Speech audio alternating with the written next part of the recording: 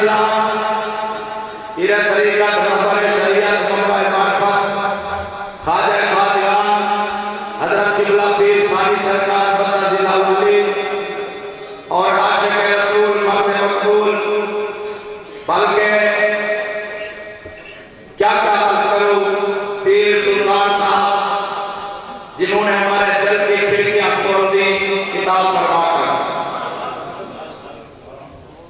ہم یہاں کتاب کرنے نہیں آتے سرکار ثانی سے دعائیں لیتے اور آپ کی زیارت کرنے آتے ہیں دوستان محترم حضرت مولانا جلال الدین رومی رحمۃ اللہ علیہ نے فرمایا کہ پیر کیا ہوتا ہے اور پیر کی زیارت کیا ہوتی ہے آپ فرماتے ہیں کہ پیر کی زیارت جانی نات دیدے پیر دیدے کبریا یعنی پیر کی زیارت اللہ کی زیارت ہوتی ہے کیونکہ پیر اللہ کا نائب ہوتا ہے اور دوستان محترم میلاد مصطفیٰ کے حوالے سے عرض کرنا چاہتا ہوں صرف 2-3 منٹ کی بات کرنے ہیں علماء کرام موجود ہیں مجھے بڑا احساس ہے برادران اسلام جب میرے پاک نبی اپنی والدہ کے شکل اطہر میں آئے علامہ ابن حجر مکی رحمۃ اللہ علیہ نے لکھا اس رات مکے کے قریشیوں کے جانور بھی بول گئے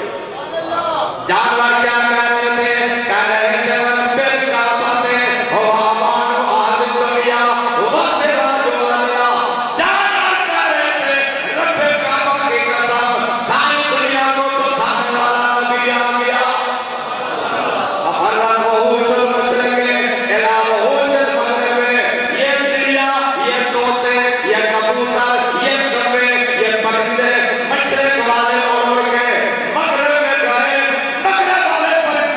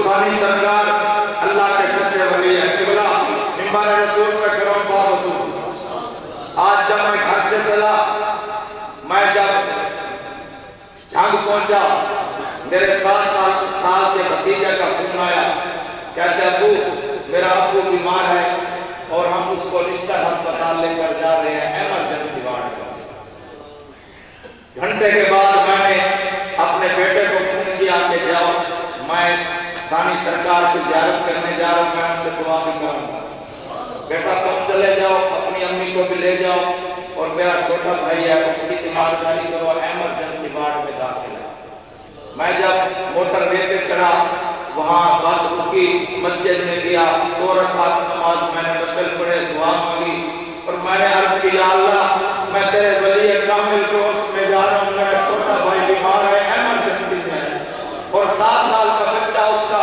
اس کی کیا تیمارداری کرے گا یا اللہ میرے بھائی کو صحیح کر دے میں منبر رسول میں کھڑا ہوں ابھی میں پنڈی نہیں پہنچا تھا میرے بھائی کا فون آ گیا کہ بھائی جان فکر نہ کرنا میں صحیح ہو گیا ہوں گھر بھی پہنچ گئی اللہ آپ کی عمر میں برکت فرمائے آپ میرے لیے مزید دعا فرمائیں گے اور میرے بھائی کے لیے بھی جو بیمار ہے اللہ اس کو صحت دے اور میں یہاں تقریر کرنے نہیں آیا تقریر کے بڑے سٹیج ہیں اور الحمدللہ سویرے ملتان کو خانیہ پھر جمعہ پڑھانا ہے پھر میں نے جمعے کے بعد خطبہ ایک اور جگہ تقریر کرنی ہے شام کو اور جگہ تقریر کرنی ہے یہاں صرف اور صرف میں آپ کی زیارت کرنی ہے اور دعا دینے آتا ہوں آپ جب دعا فرماتے ہیں جس طرح بیٹری ختم ہو جائے چارج ہو جاتی ہے میرے جیسے خطیبوں کی بیٹری چارج ہو جاتی ہے اللہ آپ کے عمر میں برکت فرمائے وآخر دعوانا الحمدللہ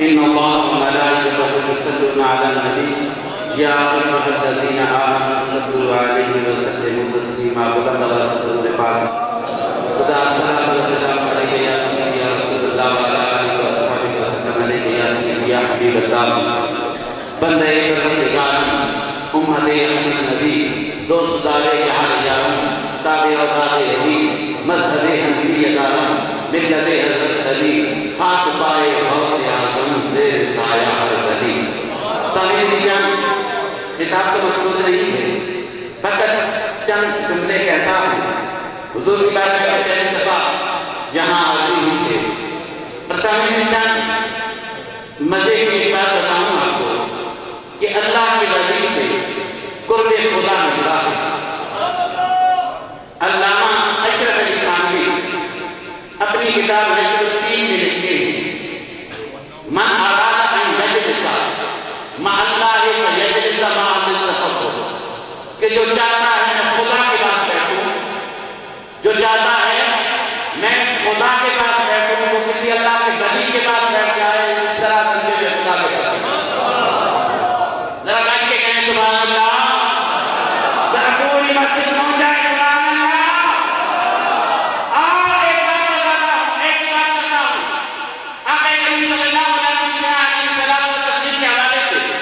امام جلال الدین سیوطی رحمۃ اللہ تعالیٰ علیہ نے فضائل الکبریٰ میں بیان فرمایا علماء کا جمع حقیق قبلہ عالم کی تشریف فرمانے بڑے ادب سے بیان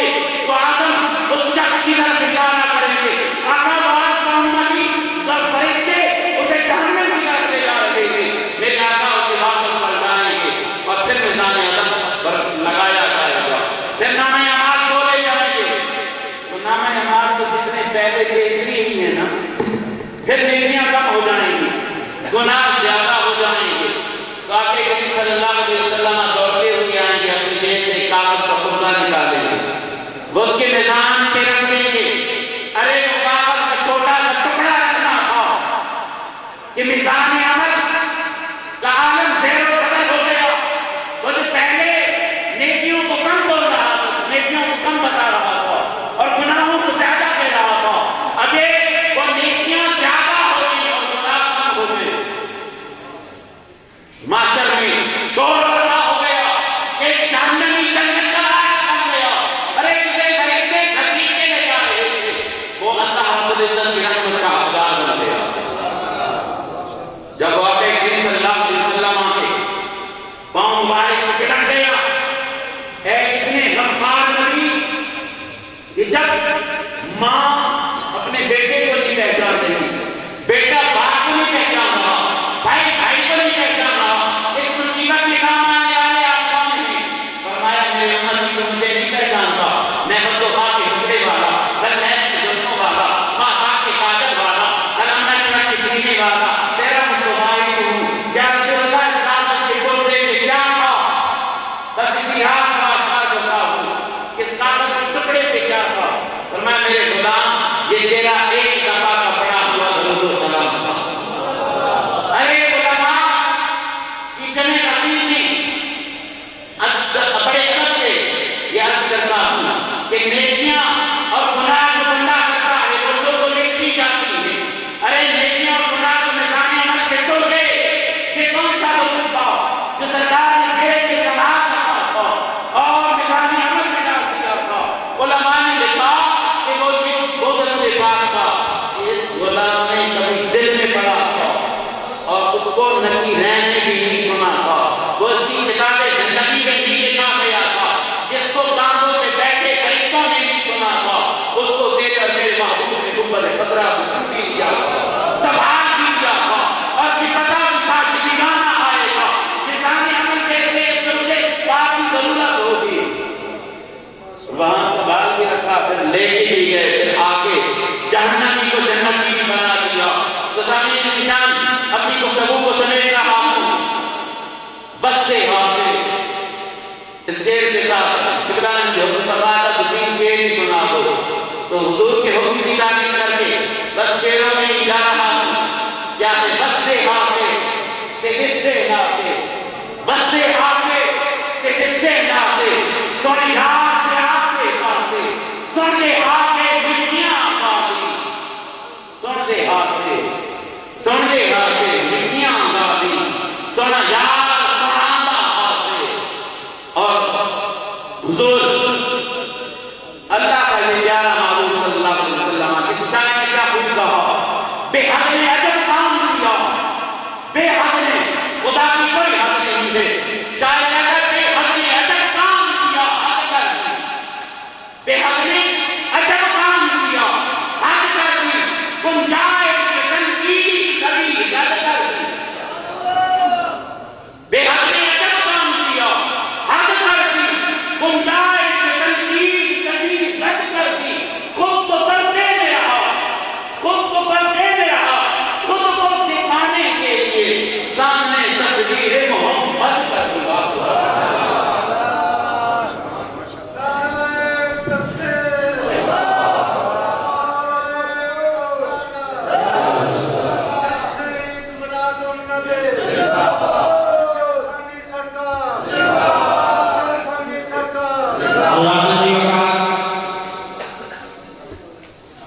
اب میں دعوت پیش کرتا ہوں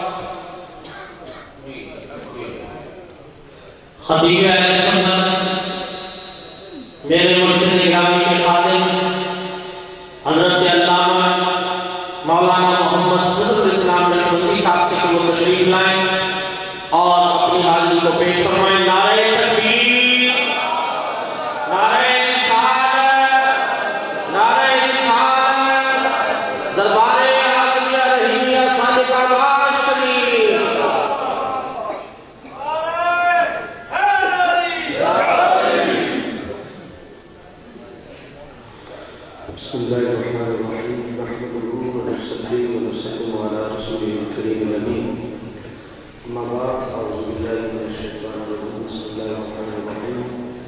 لا إن أولياء الله لا خوف عليهم ولا هم يحزنون. صدق الله مولانا العظيم وبلغنا رسوله النبي الكريم الأمين ونحن على ذلك من الشاهدين والشاكرين والحمد لله رب العالمين. اللهم صل وسلم على سيدنا ومولانا محمد وعلى آل سيدنا ومولانا محمد وأصحاب محمد وعلى آله وسلم.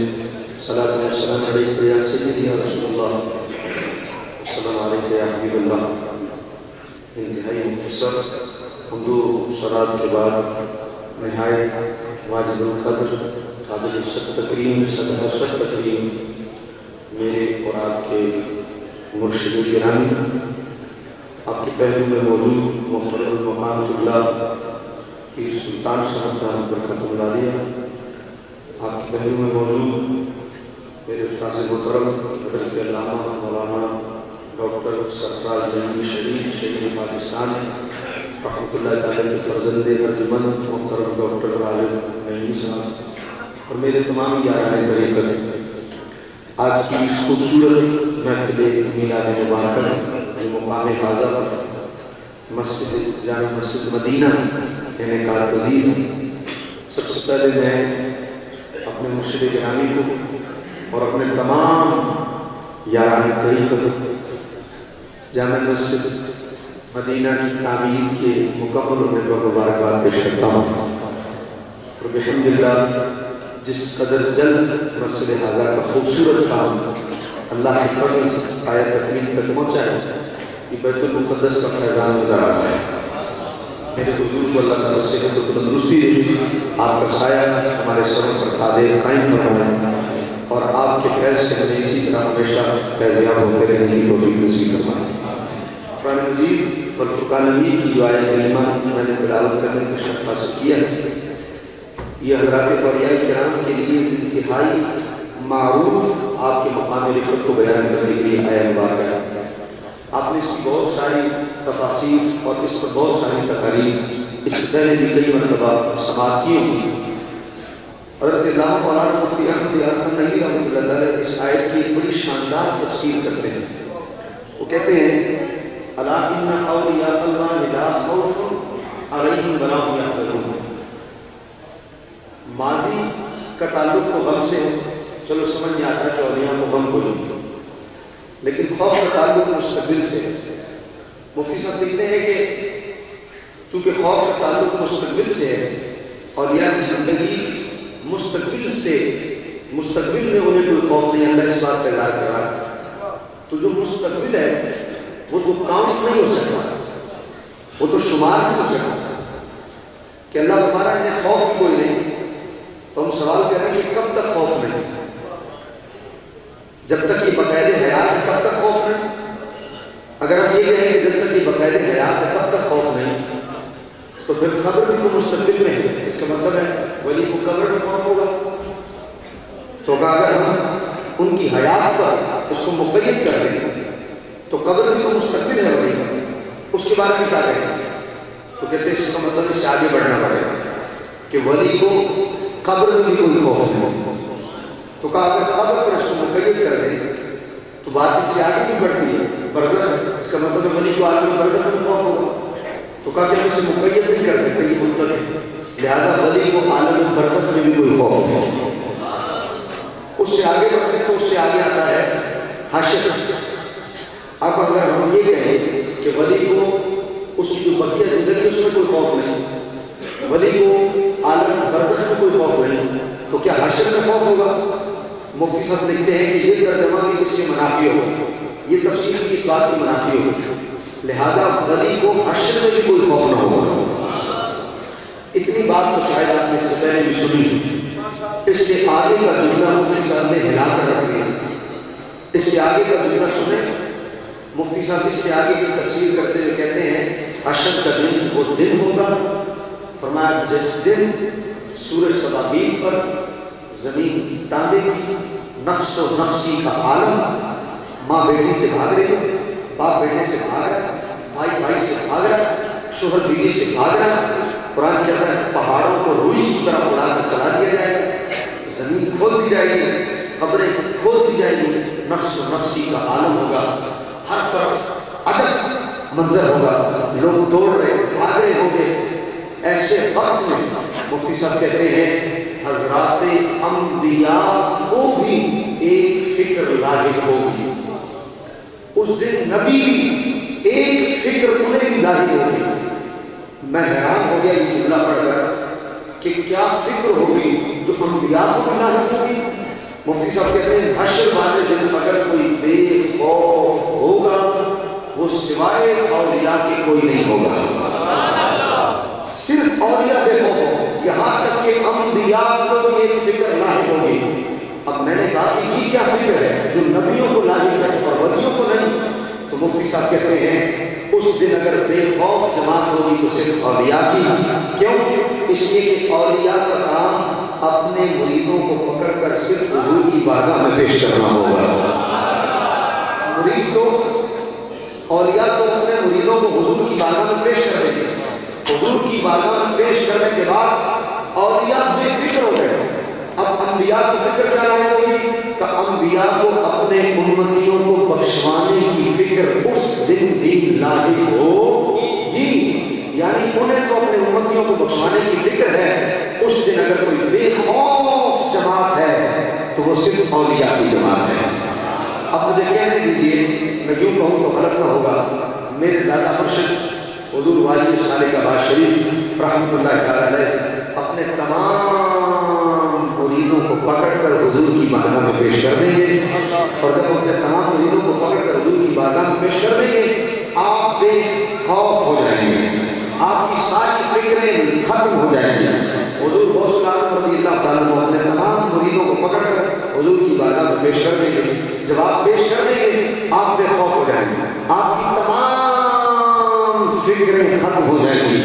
اب قرآن کی آیت پڑھیے اور پھر اس مفہوم کو سمجھیے کہ اس دن اگر کوئی بے خوف ہوگا تو وہ صرف اور صرف جماعت اولیاء ہوگی. حضرات اولیاء حشر کے اس دن بھی بے خوف ہوں گے جب ہر کوئی تھر تھر سے کانپ رہا ہوگا. حضرات نے کہا ایک بات اور دوسری بات یہ بے خوف کیوں نہ ہو. یہ بے خوف کیوں نہ ہو اس لیے کہ انہوں نے ساری زندگی کیا کیا ہے. کوئی ایک کام ایسا کیا ہو جو خوف والا. ان کا ساری زندگی کام کیا تھا؟ ساری زندگی انہوں نے کام ہی تو کیے ہیں جن کے ذریعے سے بندہ بے خوف ہو جاتا ہے. میرے مرشد کرام ایک جملہ فرماتے ہیں. میرے حضرت فرماتے ہیں حضرات نے ایسی اتباع کی ہے اللہ تبارک و تعالیٰ کی, اللہ کے محبوب کی ایسی اتباع کی ہے. میرے حضرت فرماتے ہیں حضور کی کامل اتباع کی وجہ سے مطبوع کے خصائص ان کے اندر نظر آنے لگے. اور کیسے نظر آنے لگے اس پر ایک بات کر کے میں اپنی جگہ لے لوں گا. حضرات نے کہا آپ مکانی صاحب سے حضور قبلہ پیر سلطان صاحب نے وہ سردار صاحب کو یہ واقعہ مہمان خانے میں سنا رہے تھے اور میرے حضرت نے اس واقعے میں کئی مرتبہ ذکر کیا کیسے خصائص نظر آتے نبی کی زندگی میں. اگر سب سے بڑا مرحلہ کوئی گزرا ہے تو وہ صبر اور استقامت کا. حضور کو پتھر بھی لگے سرکار نے استقامت مزید رہے صبر کیا.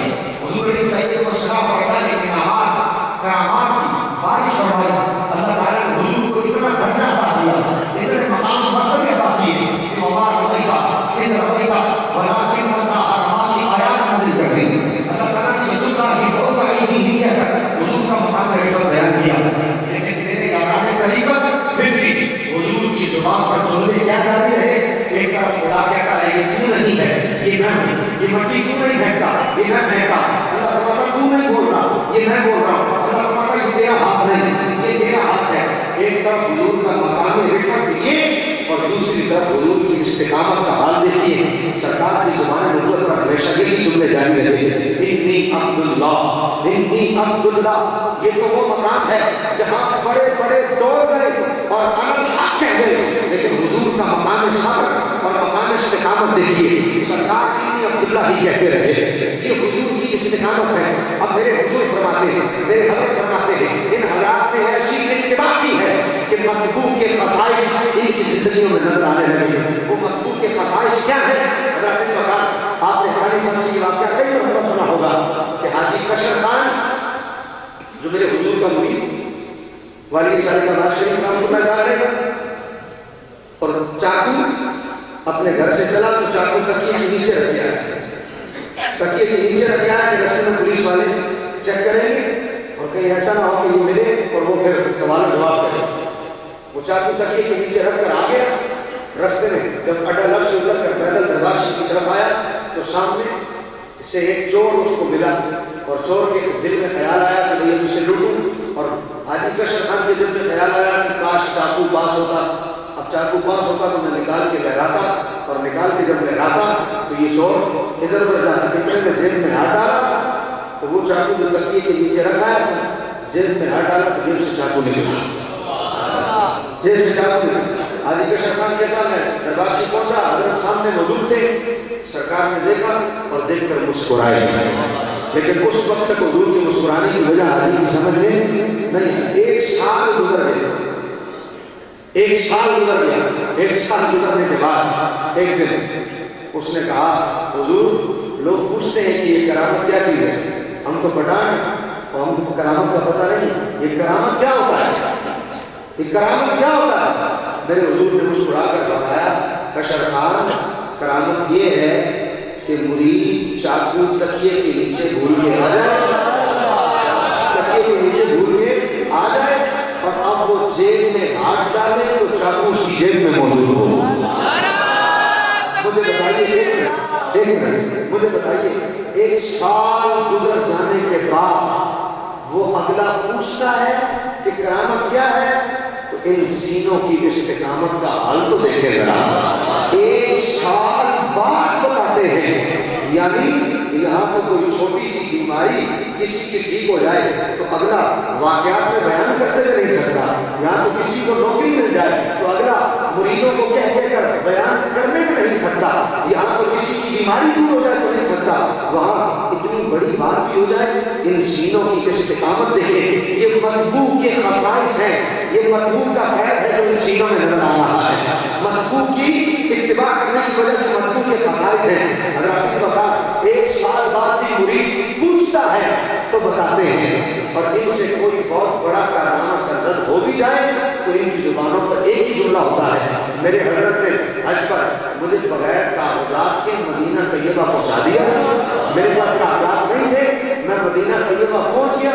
और जब मैं मदीना तैयबा पहुंचा, हजरत का एक जुमला मुझे आज तक याद है। आपने फरमाया था मेरे हुजूर ने तुसी वैसो, ये कहा मैं बगैर कागजात के मदीना तैयबा पहुंचा। जब मैं मदीना तैयबा पहुंचा, हजरत सामने मौजूद थे, मैं हजरत की बारगाह में हाजिर हुआ, मैं मिला, खुदा की इज्जत की कसम मेरे हजरत की जुबान पर पहला जुमला क्या था, इन सीनों की इस्तिकामत पर कुर्बान जाऊं। कोई दूसरा होता तो देख कर कहता और मैं भी कैसी थी वैसे कटोरिया में, लेकिन हजरत ने मुझे देखते ही कहा पहुंच गए अल्हम्दुलिल्लाह। सेहत को तंदुरुस्ती दे, ये आसाना सदा बात है। फिर सुल्तान से फरमा रहे थे तरस पे बात कर रही है, उसको हटा मुकाबला कौन करे, तो उसको हटा मुकाबला कौन करे, माफ कर दे, हम इस लायक ही नहीं, इस काबिल नहीं। इन्होंने नवाजा, अच्छा इन्होंने नवाजा हुआ है, पास रखा हुआ है।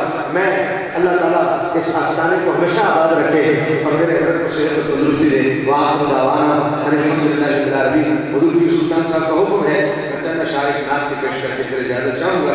दुरूद शरीफ पढ़ें सल्लल्लाहु अलैहि